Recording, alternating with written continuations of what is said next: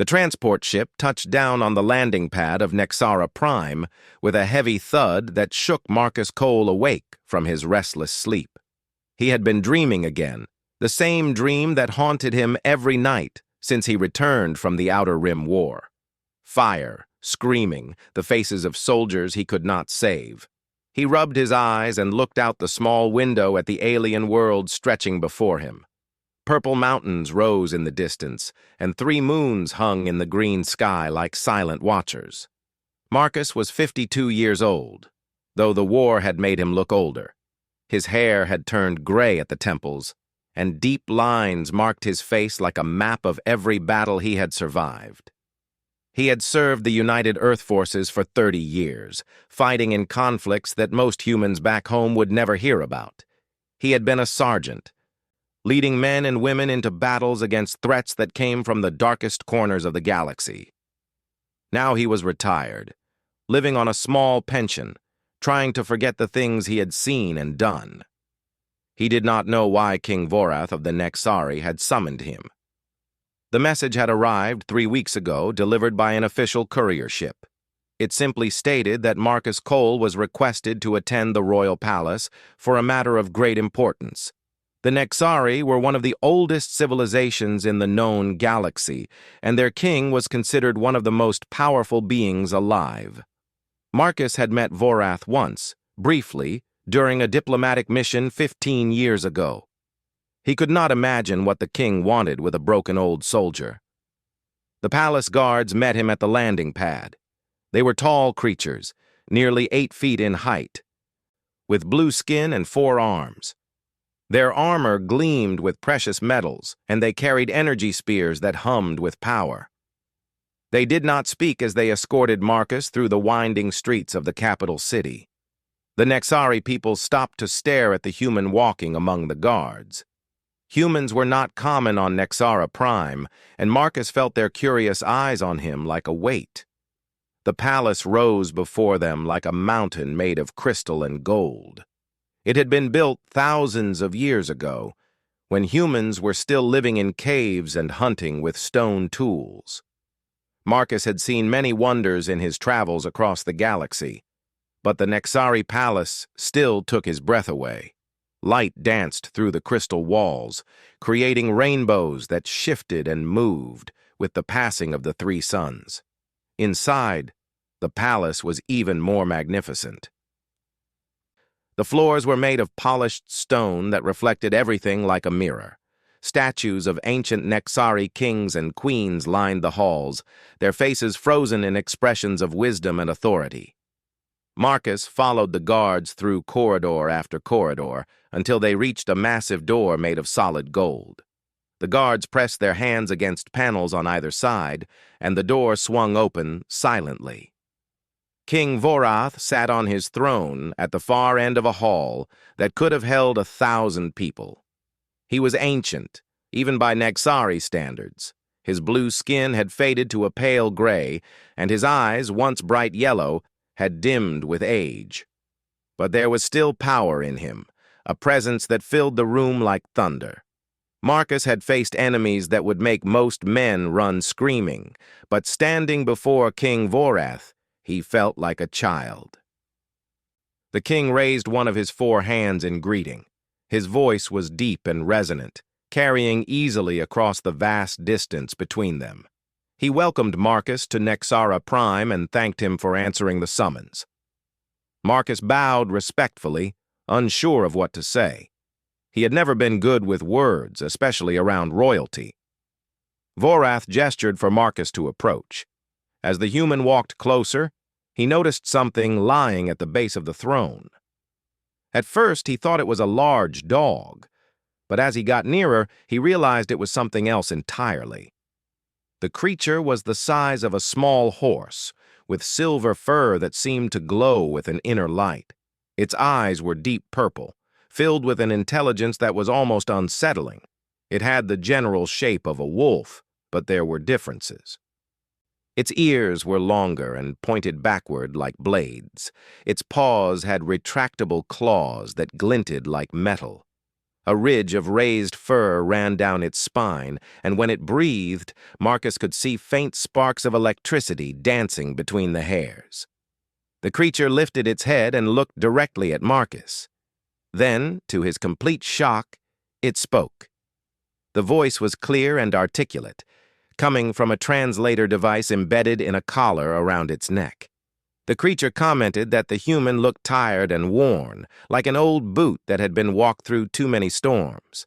It asked if all humans aged so quickly, or if this one had simply lived a particularly difficult life. Marcus stood frozen, his mouth hanging open. He had encountered many alien species during his years of service, but he had never met one quite like this. The creature seemed amused by his reaction. It introduced itself as Zephyr, last of the Valori wolf speakers, companion to King Vorath for the past 300 years. King Vorath explained the situation. He was dying, his long life finally coming to an end. The Nexari people would mourn him, and his son would take the throne. But Zephyr could not remain on Nexara Prime. There were political complications, ancient traditions that required the companion of a dead king to leave the world. Vorath had searched for someone worthy to take Zephyr, someone who could handle the challenges of living with a Valori. Marcus asked why him, of all people. He was just a soldier, a broken man trying to live out his remaining years in peace. Vorath smiled, a sad and knowing expression. He said that he remembered Marcus from their meeting years ago. He remembered the human who had risked his life to save Nexari civilians during the Shredder uprising, asking nothing in return. He remembered the soldier who carried wounded aliens to safety while his own people told him to leave them behind. Marcus Cole was a man of honor, and Zephyr needed someone who understood duty and sacrifice. Zephyr stood up and stretched, its body moving with fluid grace. The creature announced that it had no desire to live with a human. They were small, fragile, and had terribly short lifespans. It stated that it had voiced this opinion repeatedly to King Vorath, but the old fool refused to listen. Then Zephyr looked at Marcus with those strange purple eyes and added that, however, if this human proved interesting enough, perhaps the arrangement could be tolerated. Marcus tried to refuse. He explained that he lived in a small apartment on Earth, barely big enough for himself. He had no experience with alien creatures. He was not the right choice for this responsibility. But Vorath raised his hand, and Marcus fell silent. The king said that this was not a request, but also not an order. It was a gift, one that Marcus was free to refuse. But Vorath asked him to consider it carefully. Zephyr was more than a companion. The Valori were ancient beings, holders of wisdom that most species had forgotten. Living with Zephyr would change Marcus, perhaps in ways he could not imagine. Zephyr trotted over to Marcus and circled him slowly, sniffing the air around him. The creature observed that the human smelled of sadness and old wounds. There was anger buried deep inside him, and guilt that he carried like a stone around his neck. Zephyr declared this interesting and said that perhaps there was more to this worn-out soldier than met the eye. Marcus looked down at the creature, then back at King Vorath. He asked how long Valori lived. Vorath answered that no one knew for certain, but Zephyr had been alive for at least 1,000 years and showed no signs of slowing down. This information stunned Marcus. 1,000 years. This creature had been alive when humans were still fighting with swords and riding horses. It had seen civilizations rise and fall, watched stars be born and die. And now, for some reason he could not understand, it was supposed to come live with him in his tiny apartment on Earth. Zephyr asked if the human was going to stand there with his mouth open all day, or if he was going to make a decision. The creature added that it was hungry, and the food on this planet had become tiresome. It had heard that Earth had something called pizza, and it wanted to try this pizza. Despite everything, despite the strangeness of the situation and the weight of the responsibility being offered, Marcus laughed. It was a short, surprised sound, the first genuine laugh he had made in years. He looked at Zephyr and asked if the creature always talked this much. Zephyr sat down and scratched behind its ear with one hind paw. It confirmed that yes, it talked constantly. It added that 300 years of sitting in a palace with only an old king for company had given it much to say. The creature suggested that if Marcus could not handle conversation, perhaps he was not the right human after all. King Vorath watched this exchange with a smile. He told Marcus to take his time deciding. There were quarters prepared for him in the palace, and he could stay as long as he needed to make his choice. The king added that he hoped Marcus would say yes, not for his own sake, but for Zephyr's. The Vylori had been alone for too long, even when surrounded by others. It needed someone who understood what it meant to be alone in a crowd. The guards escorted Marcus to his quarters, and Zephyr followed without being asked. The creature padded alongside him, commenting on everything they passed. It pointed out that the statue of King Vorath's grandfather had a chip on its nose that no one had bothered to fix for 200 years. It observed that the carpet in the East Corridor had been replaced 3 times since Zephyr first arrived at the palace. It mentioned that the guard on the left had a limp from an old injury that the doctors could not heal. Marcus listened to all of this without responding. His mind was racing, trying to process everything that had happened. When they reached his quarters, a luxurious suite that was larger than his entire apartment on Earth, Zephyr jumped onto the bed and curled up in the center. Marcus stood by the window, looking out at the alien landscape. The 3 moons had risen higher in the sky, casting strange shadows across the purple mountains. He asked Zephyr why it had agreed to this arrangement. Surely a being as old and wise as a Vylori could find somewhere better to go than Earth with a broken old soldier. Zephyr was quiet for a moment, which surprised Marcus. The creature had not stopped talking since they met. When Zephyr finally spoke, its voice was different, softer and more serious. The wolf speaker explained that the Vylori were once a great people, spread across hundreds of worlds. They were advisors to kings and emperors, keepers of knowledge and wisdom. But war came, as war always does. The Vylori were hunted, killed for their abilities. Now Zephyr was the last, the only remaining voice of a civilization that had spanned the stars. Zephyr said that it had lived in King Vorath's palace for 300 years, protected and comfortable. But comfort was not living. The creature wanted to see new things, meet new beings, experience the galaxy before it was gone. And humans, despite their short lives and fragile bodies, were the most interesting species Zephyr had ever encountered. They burned so brightly, loved so fiercely, fought so desperately. A lifetime among humans might be worth more than 1,000 years in a crystal palace. Marcus turned away from the window and looked at the silver wolf curled up on his bed.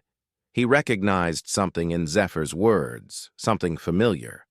It was the same feeling he had when he left the military, the desperate need to find purpose, to matter, to be more than just a survivor counting down the days until death. He walked over to the bed and sat down on the edge. He told Zephyr that he was not an easy person to live with. He had nightmares that made him scream in the middle of the night. He sometimes went days without talking to anyone. He had seen things that had left marks on his soul that would never heal. Zephyr lifted its head and met his eyes. The creature said that it had lived for 1,000 years and had seen the birth and death of stars. It had watched entire species destroy themselves and others rise from the ashes. It told Marcus that his broken pieces did not frighten it, and asked if his answer was yes. Marcus looked at this strange, ancient, talkative creature that had somehow chosen him. He thought about his empty apartment on Earth, his sleepless nights, his purposeless days. He thought about King Vorath's words, about change and wisdom and new beginnings. He said yes. Zephyr's tail wagged once, a surprisingly normal gesture from such an otherworldly creature. The wolf speaker declared this good and said they would leave in the morning. Then it added that it still wanted to try pizza and hoped Marcus knew a good place because it would be very disappointed if its first pizza was mediocre. Marcus shook his head, wondering what he had gotten himself into. But somewhere deep inside, in a place that had been dark and cold for years, a small spark of something that might have been hope began to glow. The next morning, Marcus stood before King Vorath one last time. The ancient king looked even weaker than before, as if the effort of the previous day had cost him dearly. Vorath thanked Marcus for accepting and told him to take care of Zephyr. The king said that the Vailori was more than it seemed, and when the time came, Marcus would understand. Marcus promised to do his best. He did not know what the king meant by his words, but he had learned long ago that some things only revealed themselves in time. Zephyr bounded into the throne room, full of energy and excitement. The creature announced that it was ready to leave and asked what was keeping everyone. It said there was a whole galaxy out there and a pizza waiting somewhere with its name on it. King Vorath laughed, a sound that turned into a cough. He reached out one hand and touched Zephyr's silver head. He spoke in the Nexari language, words that Marcus could not understand. Zephyr grew still, and for a moment something passed between them, something deep and old and full of love. Then Zephyr turned and walked to Marcus's side. The creature looked up at him and said simply that it was time to go. Marcus bowed one last time to the dying king, then walked out of the throne room with an ancient alien wolf at his side. As they made their way to the spaceport, Zephyr talked constantly, commenting on the weather, the architecture, the clothing choices of the Nexari they passed. But Marcus noticed that the creature kept glancing back at the palace, and once he thought he saw something glistening in those purple eyes. The transport ship lifted off from Nexara Prime, and Marcus watched through the window as the Crystal Palace grew smaller and smaller until it was just a glint of light on a distant world. Beside him, Zephyr was finally quiet, staring out at the stars. Marcus did not know what the future held. He did not know how his life would change or what challenges lay ahead, but for the first time in years, he was not dreading tomorrow. He was curious about it. And somewhere in the vastness of space, a broken soldier and a talkative wolf began their journey home. The apartment building stood on the outskirts of New Chicago, a gray structure that had seen better days. Marcus led Zephyr through the main entrance, nodding to the security guard who stared at them with wide eyes. The building allowed pets, but Marcus suspected the landlord had not anticipated anything quite like a glowing silver wolf, the size of a small horse. Zephyr examined everything with intense curiosity, sniffing at walls and corners, commenting on the quality of the construction and the strange smell of human food coming from various apartments. The creature observed that humans seemed to enjoy living in boxes stacked on top of other boxes, and asked if this was some kind of defensive strategy or simply a result of poor planning. Marcus smiled despite himself and explained that it was called an apartment building and that millions of people lived in them across Earth. He added that his place was on the 4th floor and apologized in advance for its small size. The elevator ride was an experience. Zephyr barely fit inside, and the creature's tail brushed against the walls with every movement. A young woman got on at the 2nd floor, took one look at the enormous silver wolf, and immediately got off again.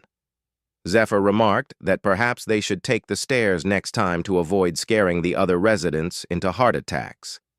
The apartment was exactly as Marcus had left it, small and sparse and filled with shadows. A bed in one corner, a small kitchen, a bathroom barely big enough to turn around in, and a single window that looked out over a parking lot.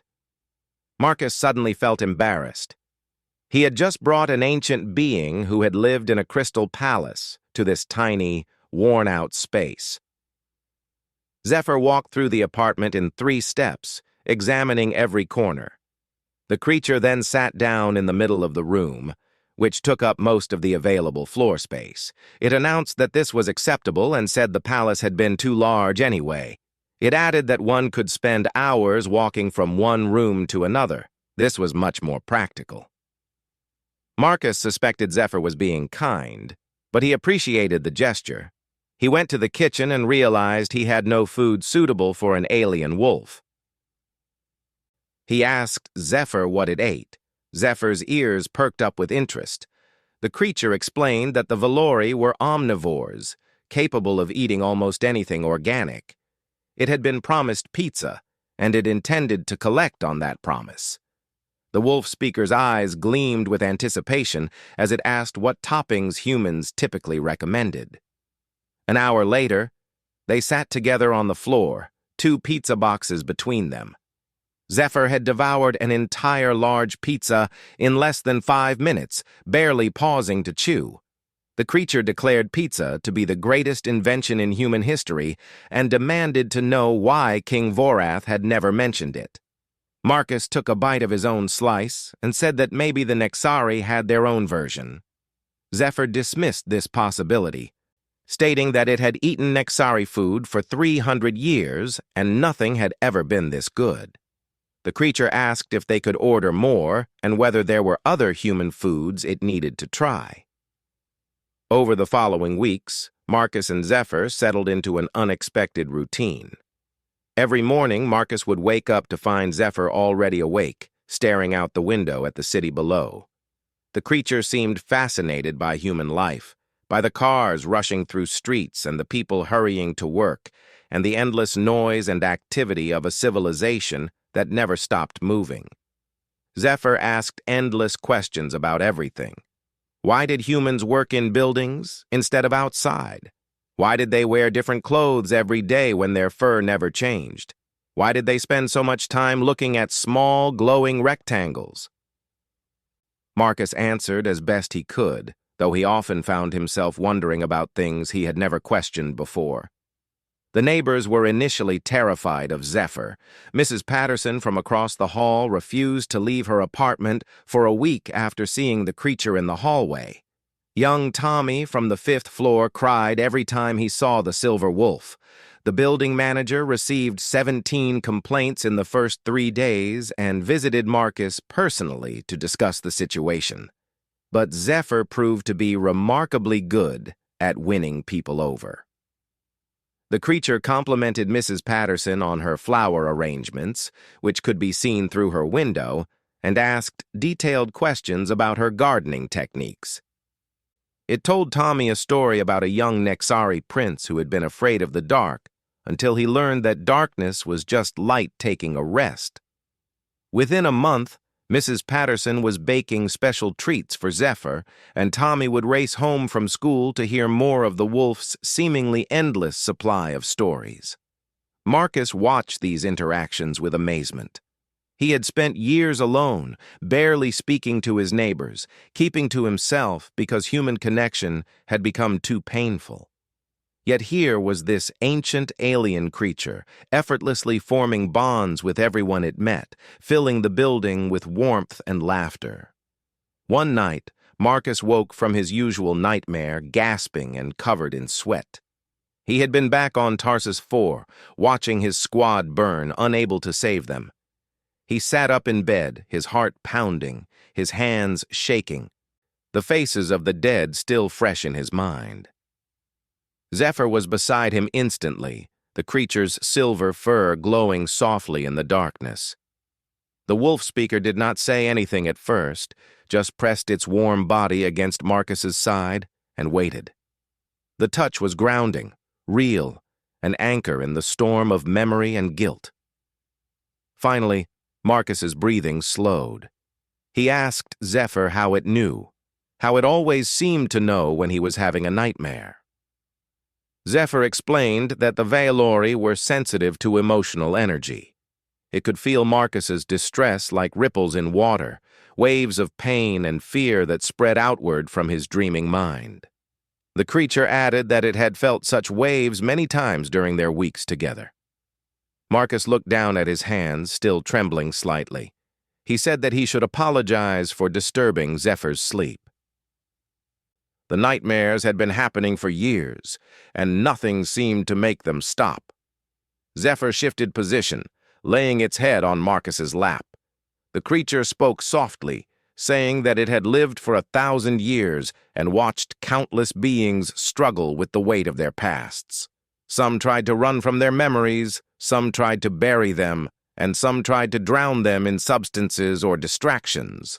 None of these methods worked. The only way through pain was through it. Marcus asked what that meant, how he was supposed to go through something that kept pulling him back.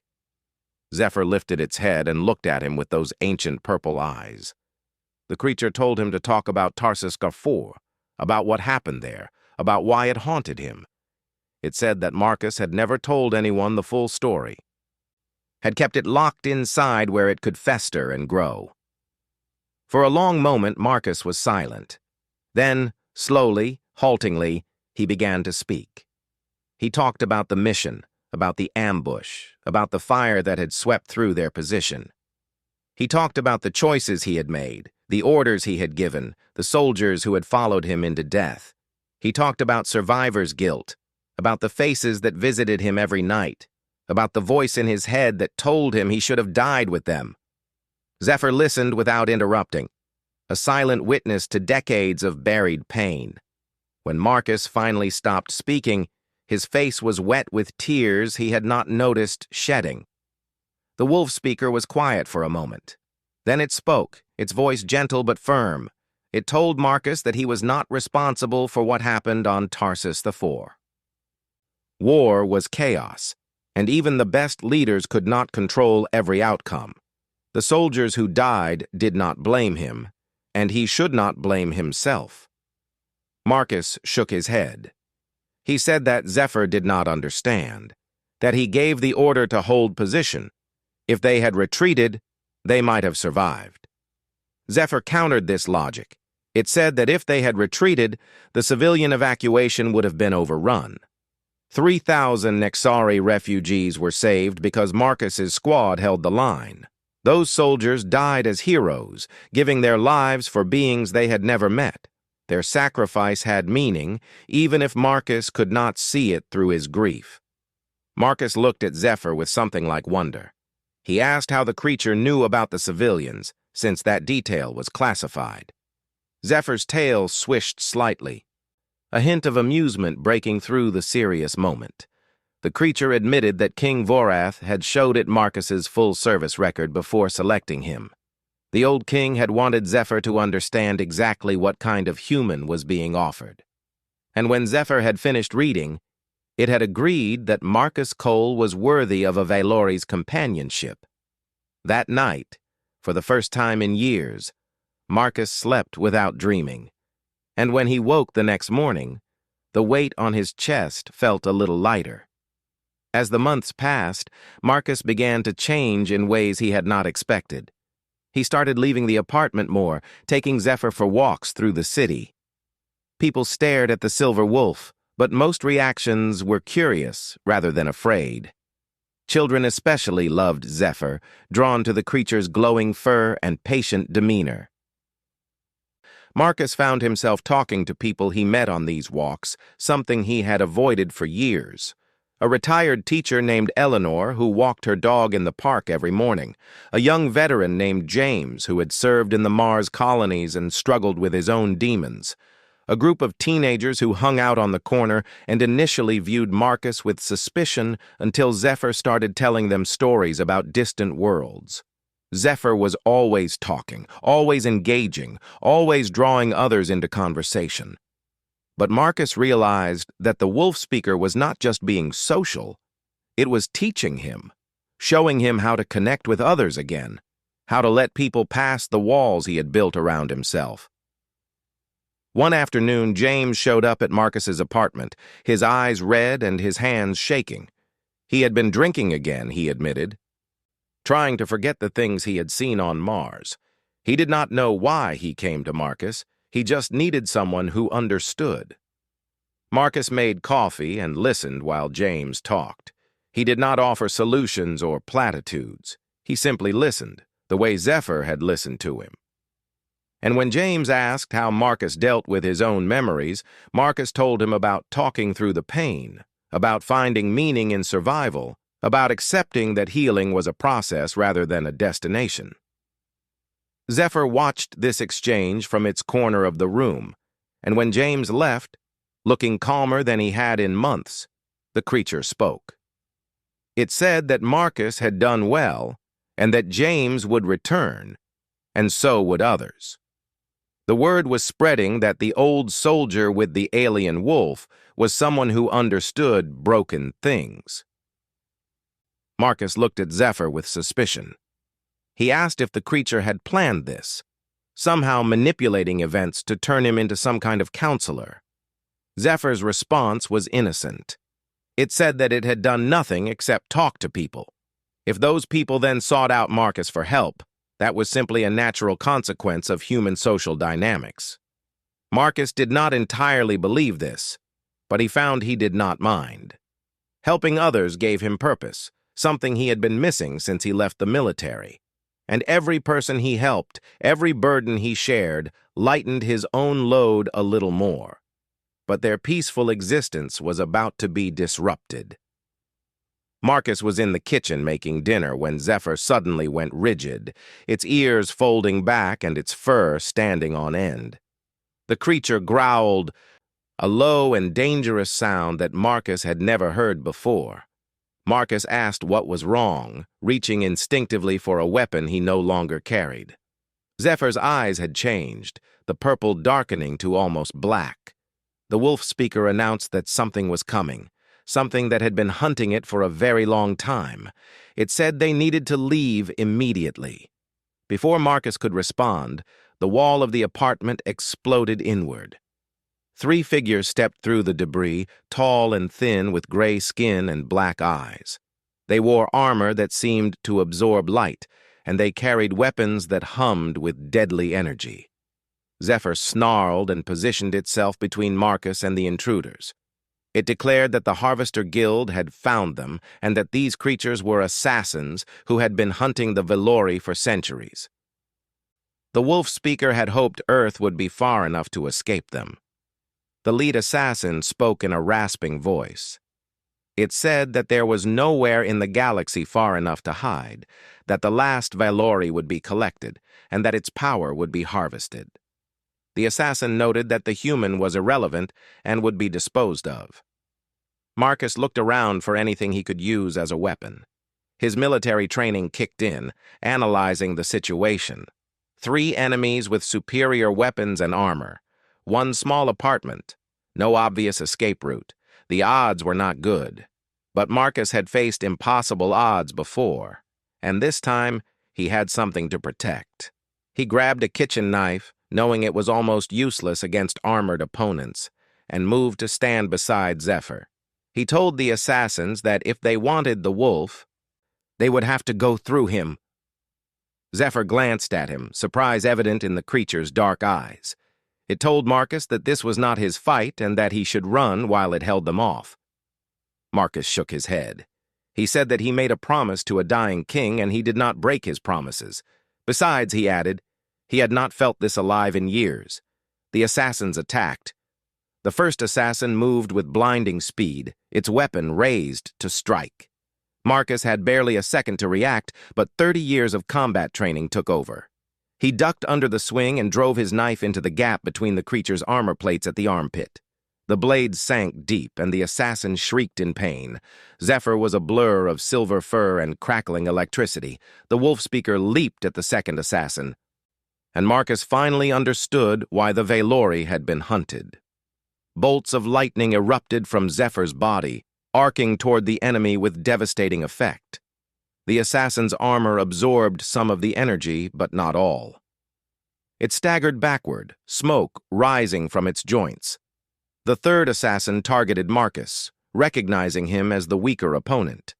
Its weapon discharged a beam of concentrated energy that would have vaporized Marcus if he had not thrown himself sideways. The beam cut through the wall behind him, leaving a glowing line of molten metal. Marcus rolled to his feet and grabbed the fallen first assassin's weapon. The alien technology was unfamiliar, but he recognized a trigger when he saw one. He aimed and fired, hitting the third assassin in the chest. The creature flew backward through the hole it had made when entering. Zephyr finished the second assassin with a savage bite to the throat, its teeth somehow penetrating the supposedly impenetrable armor. The wolf speaker stood over the body, breathing hard, electricity still dancing across its silver fur. Marcus looked around at the destroyed apartment, the bodies, the chaos. He asked if there were more coming. Zephyr's ears rotated, scanning for threats. The creature confirmed that these were scouts, advance agents sent to locate their target. When they did not return, others would follow. More would come, and they would be better prepared. Marcus processed this information. He asked how long they had before the next wave arrived. Zephyr calculated quickly. It estimated perhaps a day, maybe 2 if they were fortunate. The Harvester Guild was relentless, and they had been seeking the last Velori for centuries. They would not give up because 3 scouts were killed. Sirens began wailing in the distance. Someone had reported the explosion. Marcus knew they needed to move before the authorities arrived. He grabbed a bag and started throwing essentials inside. He told Zephyr that they needed to run, to find somewhere safe to figure out their next move. Zephyr shook its head. The creature said that running would not solve anything. The guild would follow them wherever they went. The only way to stop this was to end it permanently. Marcus stopped packing. He asked how one ended a centuries-old assassination guild. Zephyr's eyes returned to their normal purple color. The creature explained that there was a way to destroy the Harvester Guild, a weapon hidden on a remote world that was designed specifically to target their kind. The Velori had created it long ago as a last resort, but the weapon had never been used because no Velori had survived long enough to reach it. Marcus understood what Zephyr was proposing. He asked where this weapon was located. Zephyr described a world called Kethros, at the edge of known space, a dead planet in a dead system where nothing lived.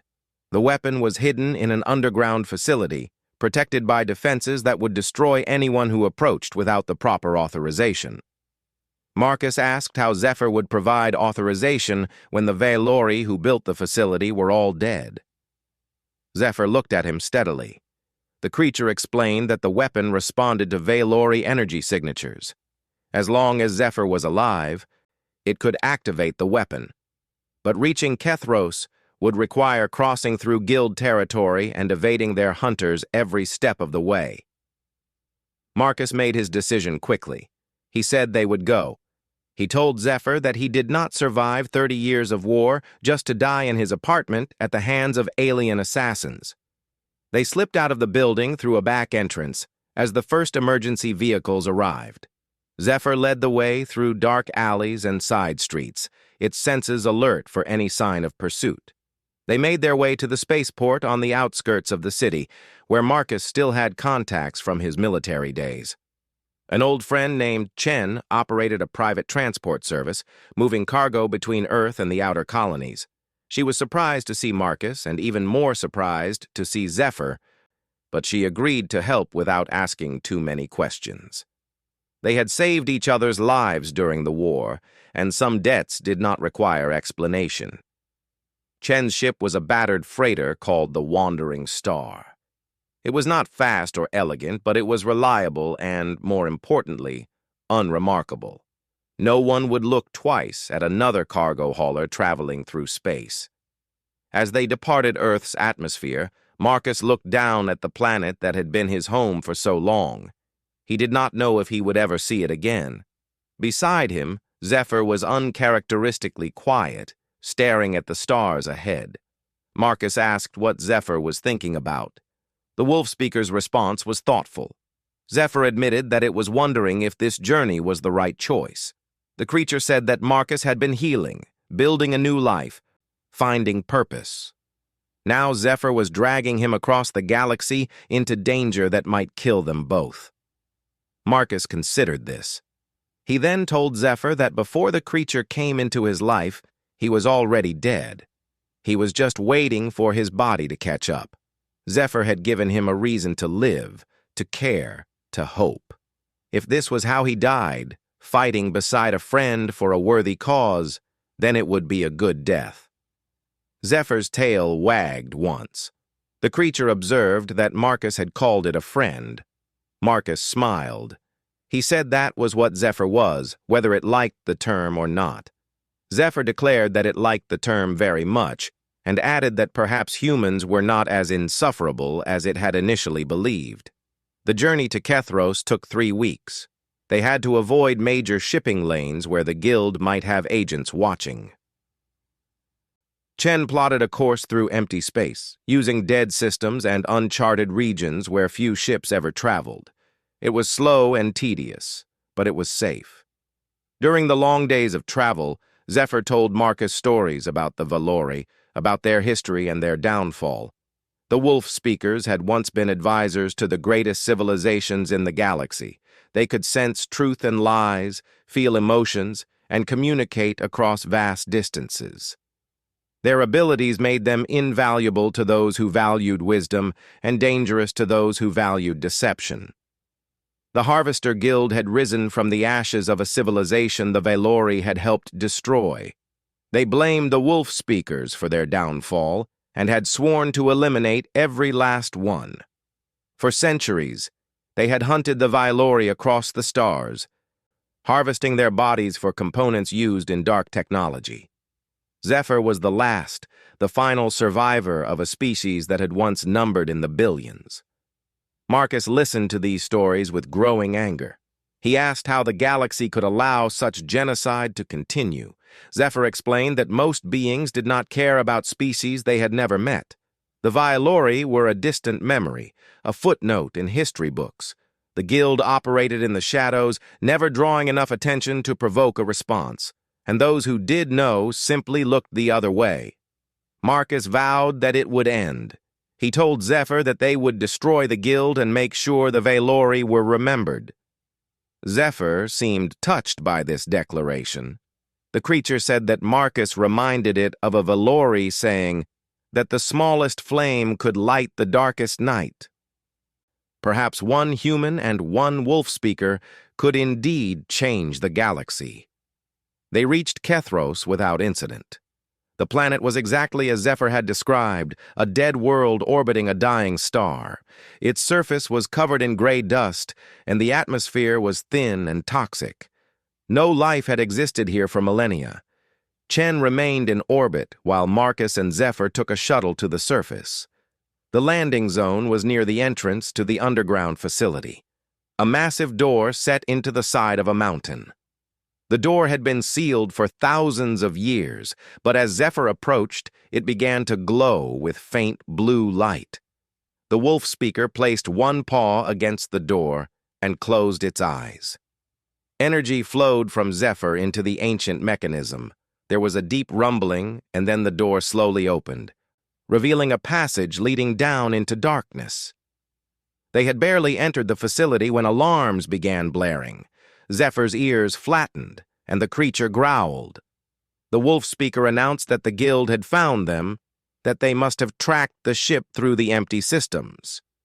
Marcus looked back toward the surface. He asked how many were coming. Zephyr concentrated for a moment. It reported that sensors detected 12 ships entering the system with hundreds of hunters on board. They had minutes at most before the facility was overrun. Marcus made a decision. He told Zephyr to go activate the weapon while he would hold them off. Zephyr protested immediately. The creature declared that Marcus could not fight hundreds of guild hunters alone, that it would be suicide. Marcus smiled grimly. He reminded Zephyr that he had been fighting impossible battles his whole life. He told the wolf speaker that this was what he was born for. He ordered Zephyr to go and finish this. Zephyr hesitated, purple eyes filled with conflict. Then the creature nodded once and disappeared into the darkness of the facility. Marcus positioned himself at the entrance, using the narrow doorway to create a choke point. He had the weapon he had taken from the assassin on Earth, plus a few grenades Chen had given him. It was not much against an army, but it would have to be enough. The first wave of guild hunters appeared within minutes. They came charging across the gray landscape, confident in their numbers. They expected easy prey. They did not expect a human veteran who had faced death 100 times and no longer feared it. Marcus opened fire, cutting down the first attackers before they could reach the door. The narrow entrance forced them to approach in small groups, negating their numerical advantage. Bodies began piling up, but more kept coming. He fought with the desperate ferocity of a man who had nothing left to lose. Every shot was precise, every movement efficient. The hunters fell before him, and for a moment, Marcus felt like the soldier he had once been, the man who had led his squad into impossible situations and somehow brought them out alive. But even the greatest warrior could not fight forever. His weapon began to overheat. His body, old and worn from years of service, began to slow. A shot grazed his shoulder, then another his leg. He was bleeding, weakening, falling. The hunters pressed forward, sensing victory. Marcus backed deeper into the facility, still fighting, still resisting. He thought of Zephyr somewhere in the darkness ahead, working to activate the ancient weapon. He just needed to buy more time. A massive hunter stepped forward, larger than the others, clearly their leader. It spoke in a voice like grinding metal. It said that the human had impressed it, that few beings had ever killed so many of its kind. The leader declared that Marcus would be remembered. Marcus spat blood and raised his weapon one last time. He told the hunter that he was not done yet. Before he could fire, the world exploded in light. Blue energy erupted from deep within the facility, washing over everything like a tidal wave. Marcus was thrown backward, his body screaming with pain. The hunters around him simply disintegrated, their bodies unable to withstand the Valori weapon's power.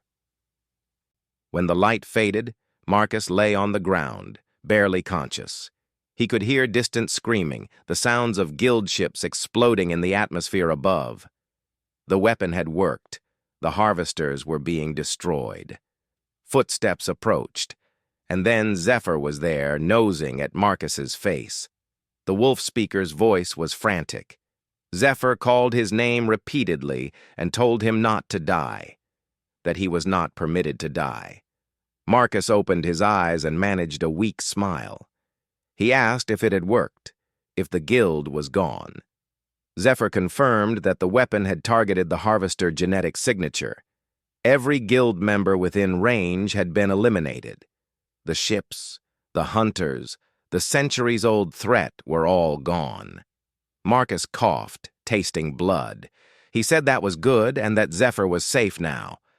Zephyr made a sound that might have been a sob. The creature said that Marcus was injured badly and bleeding internally. The wolf speaker did not know how to fix him. Marcus reached up and touched Zephyr's silver fur. He told the creature not to cry, that this was a good death. He had protected someone he cared about, had made his life mean something. That was all any soldier could ask for. But Zephyr was not ready to let him go.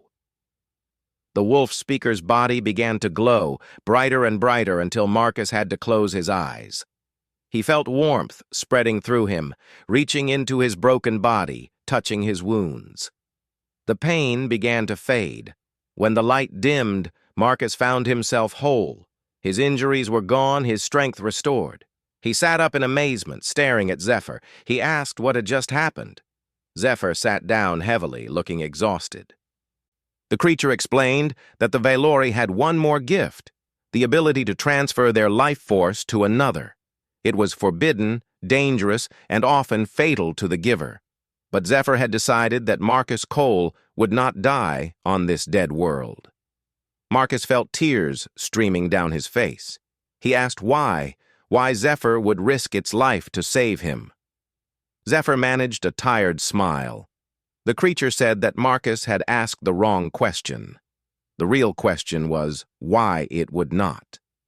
Marcus had given Zephyr friendship, purpose, a reason to hope. He had fought an army alone to protect a being he had known for only a few months. That kind of loyalty, that kind of love, was worth any risk. Marcus gathered the exhausted wolf speaker in his arms. He held Zephyr close, feeling the creature's heartbeat against his chest. They stayed like that for a long time, two survivors in the ruins of an ancient facility, bound by something stronger than either had expected. Chen found them an hour later. The pilot had watched the light show from orbit and come down to investigate. She found her old friend sitting with a silver wolf, both of them looking like they had been through hell and back. The journey home was quiet. Zephyr slept most of the way, recovering from the tremendous energy expenditure of healing Marcus. The old soldier watched over the wolf speaker, keeping vigil as he had once kept vigil over his squad. When they returned to Earth, Marcus did not go back to his old apartment. Instead, he used his military contacts to secure a small house in the countryside, far from the city and its crowds. The house had a yard where Zephyr could run, and a fireplace where they could sit on cold nights. Word spread about what had happened, though the details remained classified. Other veterans began seeking Marcus out, drawn by stories of the soldier who had faced an alien army alone. He helped them, as he had helped James, listening to their pain, sharing his own journey, showing them that healing was possible. Zephyr recovered fully and returned to its talkative ways. The wolf speaker had endless stories to tell, endless questions to ask, endless observations about human behavior. But there was something different now, a depth to their relationship that went beyond friendship. One evening, sitting by the fire, Marcus asked Zephyr what would happen now. The guild was gone and there was no more danger. Would the wolf speaker stay or move on to other adventures? Zephyr looked at him with those ancient purple eyes. The creature said that it had lived for 1,000 years, wandering from world to world, always searching for something it could not name. Then it came to Earth and met a broken soldier who showed it what it had been missing. Marcus asked what that was. Zephyr's tail wagged gently. The wolf speaker said the answer was home. For the first time in 1,000 years, Zephyr had found home. Marcus smiled and reached out to scratch behind Zephyr's ears. He said that was good because he had just ordered pizza, and he was not eating an entire large pepperoni by himself. Zephyr's eyes lit up with enthusiasm. The creature declared that this was the correct decision and asked if there would be garlic knots, because it had developed a fondness for garlic knots. Marcus laughed, and the sound echoed through the small house. It was a sound of joy, of peace, of a future he had never dared imagine. Outside, the stars shone down on Earth, the same stars where Marcus had fought and nearly died. Somewhere among them, the ruins of the Harvester Guild drifted through space, a reminder of the threat that had been defeated. But inside the little house, none of that mattered. There was only warmth and friendship, and the endless conversation of a talkative alien wolf who had chosen a broken human as its companion. And they lived not happily ever after, because life was never that simple. But they lived together, facing whatever came their way. A veteran who had found purpose and a wolf speaker who had found home. That was enough. That was more than enough. That was everything.